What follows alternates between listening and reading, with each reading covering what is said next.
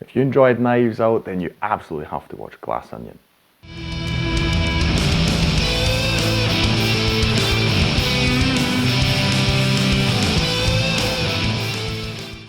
Hi, my name's Rian. Welcome to another review video on Flying Wiener. Now, to begin with, I must apologise because I have an upload schedule of releasing one video per week. For the first time in nearly 3 years. Unfortunately, I had to break that for Christmas Day. I haven't been feeling well. I'm still not feeling great. I've got a horrible cough and flu and all sorts, and so leading up to Christmas, that together with all sorts of other, final things happening in the rush towards Christmas prevented me from actually doing a video for Christmas. I was going to talk about the Guardians of the Galaxy holiday special because I watched that. I thought it was a lot of fun. I might, pack that into one of my review roundups. We'll see what happens. Anyway, if you were expecting a video, I'm quite sorry, but I'm sure at least most people have got something to do or find themselves something to do on Christmas Day anyway.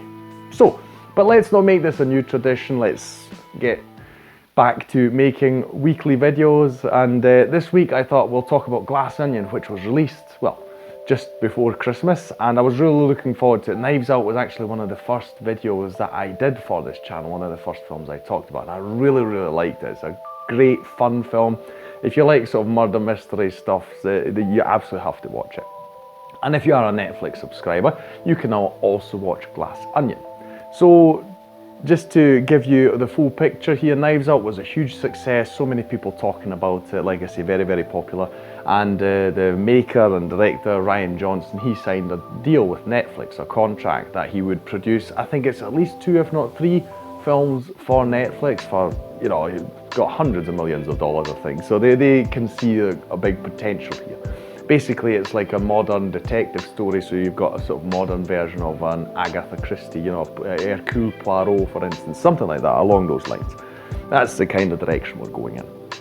So, but what is very important, in case you're wondering, you don't have to see Knives Out to watch this film. There's only actually just one single character that is carried over from that story to this, but apart from that, there's no continuity. That's also not how it's intended. I actually saw a small piece on social media with Rian Johnson himself being unhappy that Netflix is calling it Glass Onion a Knives Out story, because he sees these all as their own single individual stories. Again, like Agatha Christie novels. It's not like, they say the next story in the What Have You series. But obviously nowadays, especially Hollywood, it all needs to be, its own connected universe, and we have to have everything going. You can't just have standalone stories. It's like forbidden nowadays.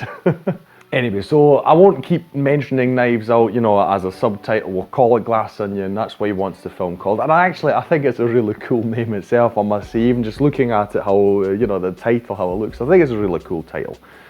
Anyway, but, that's all you really need to know going into this. You can go in completely fresh, not knowing anything about Knives Out, and you will still, I feel, have a really good experience.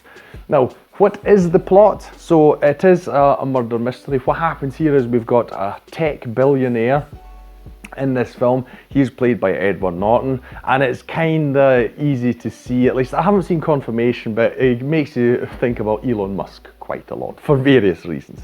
Especially as an avid Twitter user, when you look at what he has done over the past 1.5 months or so with regard to Twitter and his takeover, etc. Yeah, you see a lot of things there that you can draw parallels from. Anyway, we've got this tech billionaire. He sends out this puzzle box to a group of his friends and invites them along with Benoit Blanc, who is the detective. We'll come to him a little bit later. For a weekend getaway, and he's got a murder mystery there that he plans for them to solve. So it's a great fun weekend, That's basically what it is. And so we watch as this group of people to gather here on his island, and and then we have the murder mystery, unfolding, and we're obviously trying to get, to the bottom of it. Now, I'm obviously not going to tell you many details about what's going on, and what the big mystery is. The one thing I will tell you, and you do find this out very early at the start, these group of people, they know each other. They've known each other for a while, for a few years, so they are friends and often intermingle. The only one who isn't a friend is Benoit Blanc, but as you can imagine, a tech billionaire, planning and staging a murder mystery thing, obviously it will be great to have the world-renowned Benoit Blanc there, you know, to help uncover this. Now, as I mentioned, he is the only thing that carries over from Knives Out, so he is a detective, you know, he is sort of the central figure in the story in that sense. Where in Knives Out, he wasn't so much a focal point. Here, he really is a more central role, so we are focused a lot more on him. So I can tell you that if you enjoyed his character in Knives Out, which I certainly did, then you'll love this even more because, yeah, we just get to see more about him, we learn more about him. I think he's a great, fascinating character. And I said this back with Knives Out as well, but it's easy to see how much fun Daniel Craig must have had with his character. He's got this beautiful, weird, southern, I think, American accent that is just, it's both great and really weird to listen to. But yeah, it's not just that, but he's a really outgoing, almost flamboyant character. And it's just a lot of fun watching him on screen, and it's almost, you get the impression that at times his character is almost giddy, you know, obviously being a detective trying to uncover the mystery, etc. You know, he's really kind of just, I don't know, just presents himself in such an amusing way. But the other characters are quite likeable as well. I mean, like with Knives Out, you've got a big cast here of very, very well-known people. I've already mentioned Edward Norton, who plays the tech billionaire, and then you've got a group of people, and they're all from different places in society. So, like you've got somebody who works in beauty products, then you have a politician, then you have a streamer, a Twitch streamer, I think they even specifically say. Anyway, just, you know, an online streamer, then you've got a scientist. So you've got various people from all over society, and they're played by Janelle Monáe. You have Dave Bautista in here, you have Kate Hudson, you have Jessica Henwig, you have Catherine Hahn, Leslie Odom Jr., and I think that's all of them, if I'm not mistaken. Yeah, so they've all got their own dynamic with each other, etc., and we uncover more about their relationships and all these kind of things. The whole thing is a really fun ride. Actually, I can't wait to watch the film a second time because I feel that even more so than probably with Knives Out, a second viewing, you know, will make you realise quite a few things about how the story is written, and you know, what things you might have missed or things that may have seemed very obvious. But still, don't go into it thinking about it too much. I must say, even although I know it's like a mystery film, when I go into it, I don't actually sit there trying to figure out every single detail of the plot. You know, I just go along for the ride, and you know, I let the film hit me with all the twists that it may have or not, and I feel that it's very enjoyable that way. But again, if you're the kind of guy, you know, the sleuth who wants to, you know, find all you can out for yourself, then I'm sure you'll have a great time with this as well. If not in the first viewing, then definitely in the second one. So I enjoyed it quite a lot.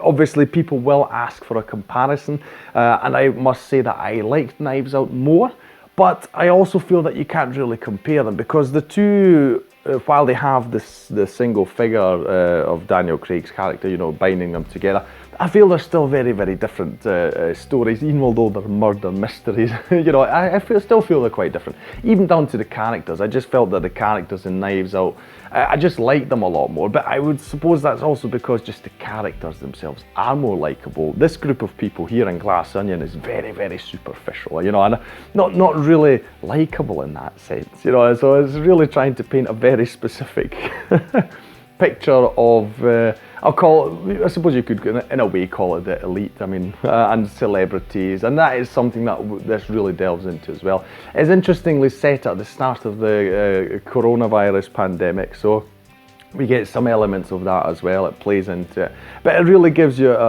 just a good setting. It feels a bit like a time capsule almost, because you don't actually get to see these masks in films so much, but it is a thing that we all went through, so it makes sense that will appear sooner or later. So definitely watch this film for the performances. You've got Daniel Craig. I still love him in this role. I can't wait. You know, in my opinion, Rian Johnson could just continue doing this. If he keeps them all interesting like these two films have been until now, I'd say just let him keep going, because I just love the character of Benoit Blanc so much, because he's outrageous and fun. It's just fun.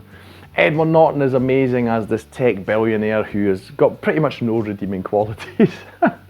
And I mean, I generally like to think that I like Edward Norton, you know, at least as a person. So, but yeah, he for some reason fit this role really, really well. And the only other standout person I would mention is Janelle Monáe. She plays a sort of former business partner, so she and the tech billionaire, they used to have the company together. So there are, they're a bit estranged, I'll call it, but yeah, there's still a connection there, and you'll find out, Jennifer. But her performance, I thought, was really great as that character. The others are kind of okay. I was a bit disappointed in Dave Bautista because I've seen him in a few good things until now, and this character, again, I mean, it's I suppose the way the character's written, I really did not like. He's the streamer guy. I found he was a really bloody annoying character. He's meant to be like that. It's just, it's not nice, when you're a big fan of the actor, to see him in a role that's kind of detestable a bit as well. But the whole thing is a lot of fun, so I would advise, do what we did. We watched it on Christmas Day, actually, as evening entertainment. So if you've got a group of people, I'm sure the whole thing is even more fun. Because, you can try and solve it together, you can laugh at funny things. There's some great quotes in this film as well, just like in Knives Out. So, yeah, there's a lot of fun to be had with this film. If you've got Netflix, definitely watch it, and I'll be looking forward to the next Knives Out film. I mean, I suppose that is what we're going to call them. Unless Rian Johnson himself wants to somehow attach a name to it, want to call it the Benoit Blanc series or whatever. I feel that, the Knives Out thing is probably going to stick, but we'll see what happens. Anyway, watch it if Netflix is available to you. A really great mystery film, a lot of fun. That'll be all from me today. I'll thank you for watching this video. Please like, share and subscribe. It is the best way to support this channel. I'll figure out what I'm going to watch next. I've got a few things on my list, so stay tuned. We're going to be talking about definitely some of the 2022 films that I have not managed to cover up till now. I'm going to watch some of them over the next few weeks, so yeah, one or the other will definitely pop up. I'll thank you again for watching this video, and I'll see you in the next one on Flying Wiener. Take care. Bye.